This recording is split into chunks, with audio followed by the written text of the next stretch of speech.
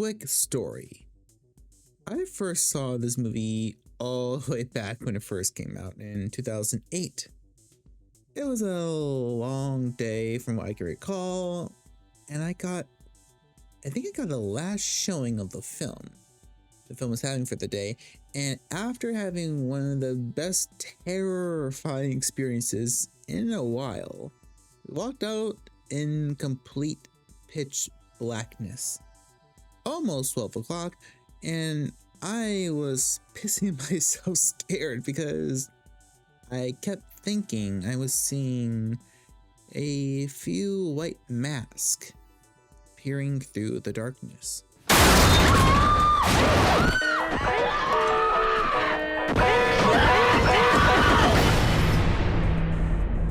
Why are you doing this to us? Because you were home. The Strangers is a 2008 film written and directed by Brian Bertino. The film follows James and Kristen, a couple whose relationship has taken a sour turn after attending a wedding.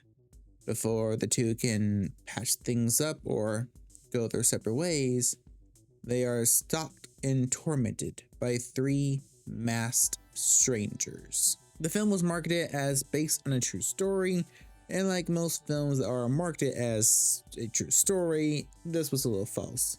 The director says that the film was built from personal experiences, from a series of break-ins in his neighborhood. So apparently, when he was like 10 or something, this girl came up to the door asking for someone who did not live there. Then she just walked away.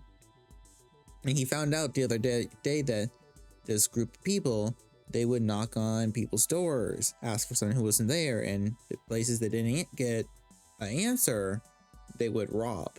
The film also has several similarities to the Manson family crimes and the Kennedy cabin murders back in 81, I want to say. Now, we all know about the Manson family. I don't want to give those people any more credit, but if you are a big fan of true crimes, I'm not the biggest fan of those kind of things. I do recommend you looking up the Kennedy cabin incident. It has a lot of similarities to The Strangers, and it's just so nasty and heartbreaking. The film also has a few similarities to the French film Them, which is also a home invasion story. I've seen Them like a couple times now, and there are some similarities, but I don't think Bertino was inspired by Them. If he was, I wouldn't call The Strangers a remake, which some people were calling back in the day. But let's talk about The Strangers.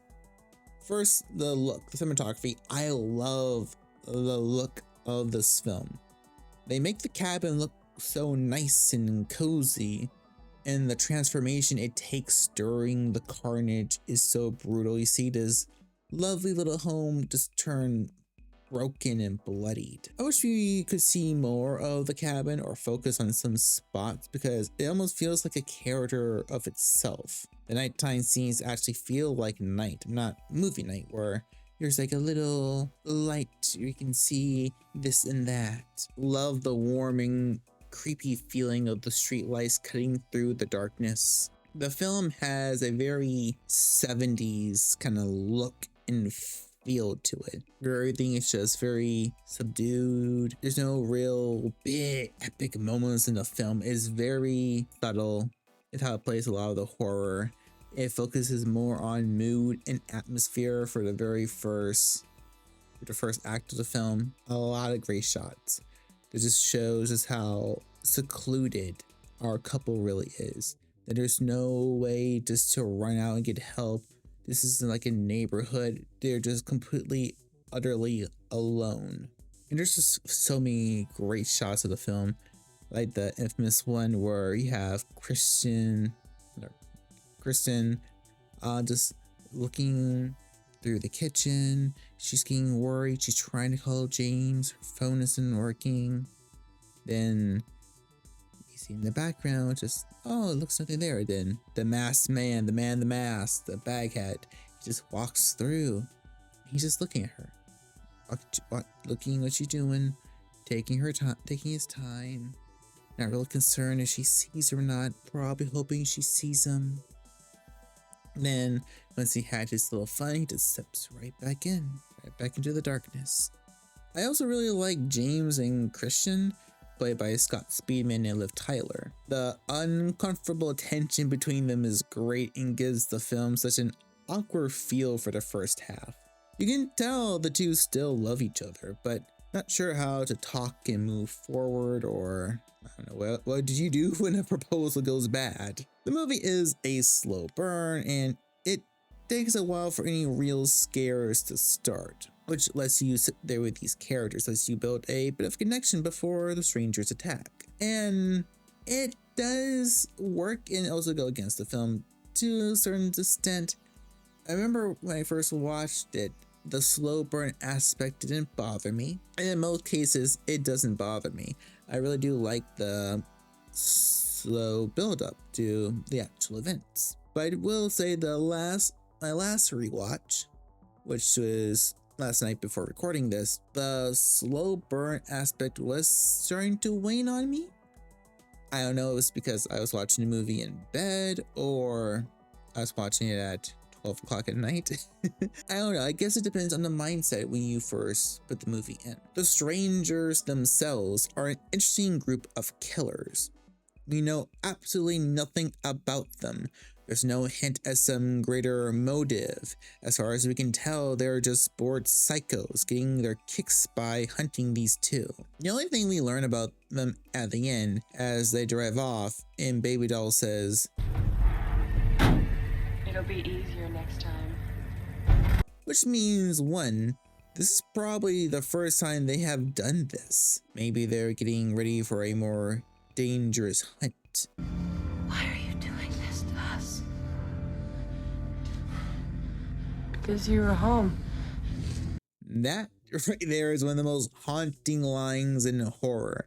They're not trying to get revenge. They're not possessed by some greater evil. They just wanted to have fun. And it could have been absolutely anyone.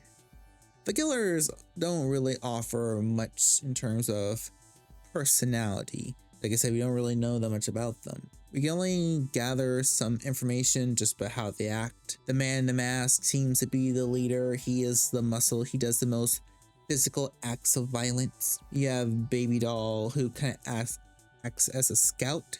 She goes up to the house. She asks for Tamara. She asks, is Tamara home? She kind of goes there. She scouts the place out. She's trying to see, what can we do? Was this and that? And you got Pinup Girl. Pinup Girl doesn't get a lot to do in the movie, and neither in the sequel too. I say she's probably more just the looker. Maybe she just likes, maybe she's just the kind of girl who just likes to watch. Or maybe she's planning traps in the background. We don't know. We don't know what her deal is. I do remember there's a lot of theories about this group when the movie came out, and even still nowadays. Like, one theory I hear come up is that they're a family. The man in the mask is the dad. One of the girls is the wife. The other one's the daughter. But we don't really know. We don't really know their ages. Maybe they're just siblings looking to carry on a family tradition. Maybe they're just good pals who their love of horror movies has just gone too far. Maybe just had one bad day and just had to take out their frustrations on somebody they don't know. Your brain can go wild on the couple possibilities of who they are, why they're doing this, and will they ever really do it again? They seem that they will. Most of the horror in the film is jump scares, but I still think they hold up because of the weirdness and unknowable nature of the killers. The odd loud noises they make to freak Christian out early in the film are just off-putting, enough to make you wonder what the hell they're doing outside the house. And also those moments in the first act where you can see that they're in the house. You're thinking, how are they going to get in the house? when are they gonna do this? No, they're already in the house. They're just doing random things just to mess with them, like taking the battery out of the phone, knocking the, taking the what's the word I'm looking for? The fire alarm, putting it on the couch where Christian just left it on the floor, hiding little things. You see them write killers and hello on windows. Like, yeah, we're here. We've been here. You're not really safe. Still, the scariest scene in the film has to be when Kirsten, I'm supposed to say this woman's name again. When she sees the man in the mask for the first time, where she's looking at the window, deciding to peek out through. She has the knife up, that loud noise kicks in, and then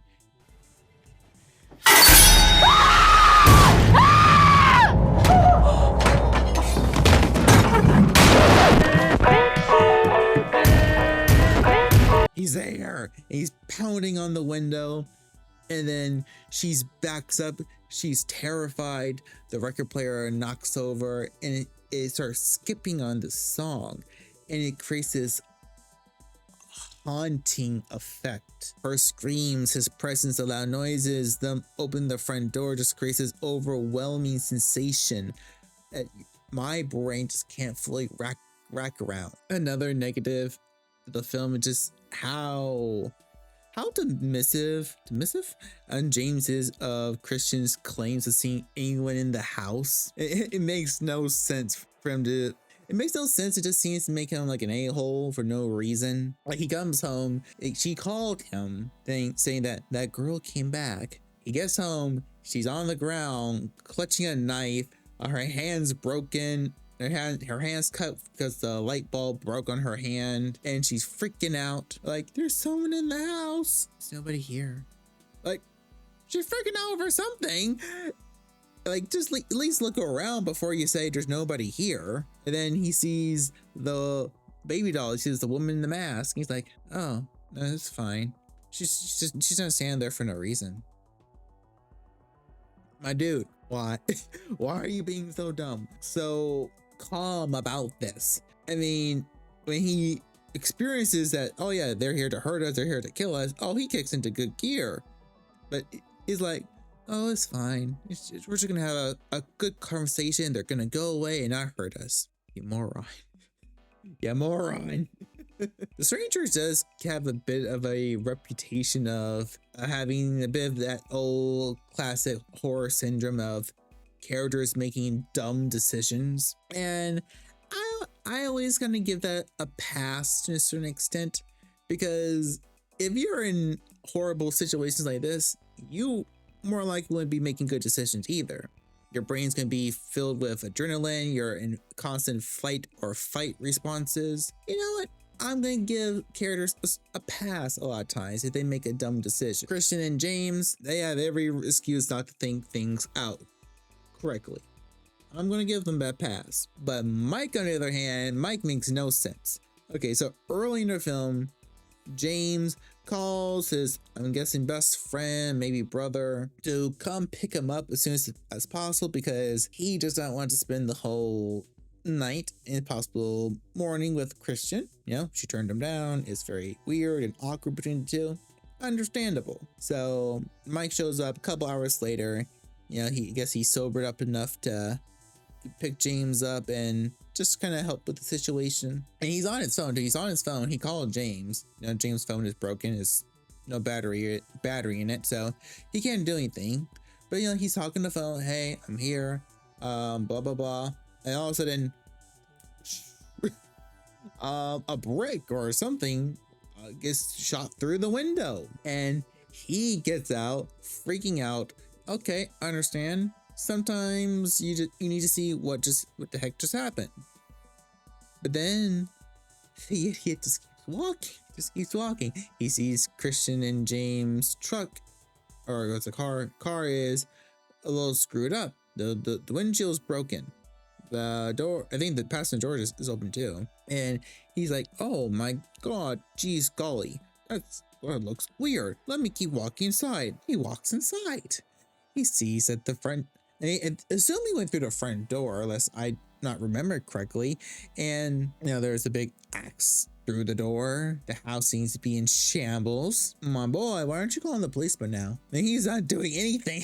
I mean, I can understand certain curiosities like, what's going on? I think I need to check this out. I can get that to an extent, but none at any of this point you thought maybe I just take out my cell phone and call 911. Hello, operator. Yeah, I'm at my best friend's house and someone threw a rock through my window. Their car is totaled. The house is in shambles. No one's answering the phone. And it's just like, he just keeps walking until James accidentally shoots his brain off, which is still one of the best moments of the film. It just really creates a big, all psychological knife through the back. And speaking of psychological, there are these weird moments where the strangers almost seem to be supernatural. There are these moments where they seem to almost teleport, and that James and Christian kind of can sense where they are. I don't know. I heard someone say maybe it's just them hallucinating. Like they're so freaked out they're hallucinating things. And I like that idea. I like that approach. There's nothing in the film to indicate that they're hallucinating anything. I just love this shot. I love the opening. I'm always mixed with openings in horror movies where they're like, they show the aftermath of the event and then show, what led up to getting to that point. I'm always mixed on that. Sometimes I really like it. Sometimes I really hate it. I think The Strangers just a masterful job at it because we don't really see a lot with the boys. They just kind of open up with the boys like, oh, here they are. What are they doing? The car is broken. There's a big hole through the car. We see the blood. We see knocked over paintings and stuff. And it just creates enough imagery like, what the heck happened here? And also the little boy's acting, it's just so sad. He just sounds so terrified. It'd be funny if The Strangers went uncredited. Like, how like in the original Halloween, Michael Myers, aka The Shape, is left uncredited. Wouldn't it be kind of cool if they did the same thing with The Strangers? Like instead of showing Baghead, Doll Baby, and Pinup Girl in the credits, it just showed Stranger 1, Stranger 2, Stranger 3, male stranger, female stranger 1, female stranger 2, question marks where the actor's name should be. I don't know, that'd be kind of cool. That'd been kind of cool. The Strangers is a fantastical horror film. It won the best home invasion films. Is it the best home invasion movie? No. Is it one of the best ones? Is it like, if you had to watch one, would you pick Strangers? Absolutely. Also, just because it just feels so freaking real. Like, I'm not like the kind of person like, I need a horror movie to feel real to scare me. No, I always prefer supernatural and cosmic stuff. But there is something just so frighteningly possible about The Strangers because it just can happen. That like he's talked about before with the Ketty Cabin murders and the Manson family. Things like this can happen, and it's not going to happen to you because you did something wrong or you didn't treat somebody right. Maybe you may feel like that because of karma, but no, it's just random horrible things just happen, and it's going to happen to you just because you're at the wrong place, the wrong time. But yeah, The Strangers. I love this movie. I loved it ever since I first saw it. When I first saw it 17 years ago. 17 years ago. Christ. I'm getting old. It's still an unpleasant to watch, but in a good way. You feel dirty. You feel nasty watching it. You feel kind of sick. Gotta talk about Mama Hanya for a second. She does not like this movie.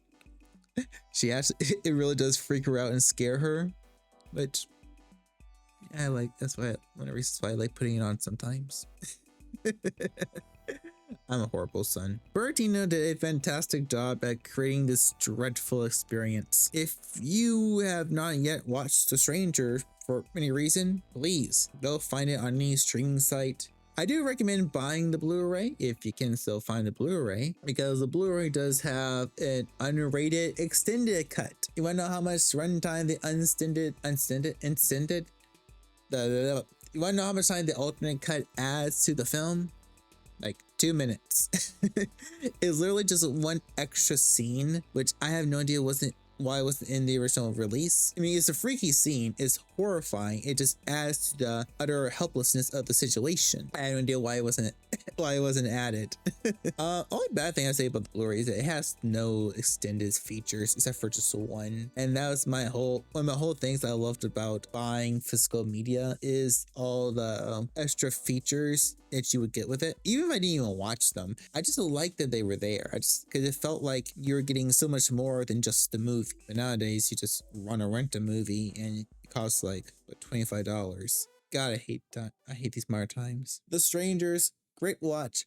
Go check it out. Make it a horror night. Sit down with your pals, your girl, your boy. Turn it on. Turn all the lights off. Maybe even leave the doors unlocked.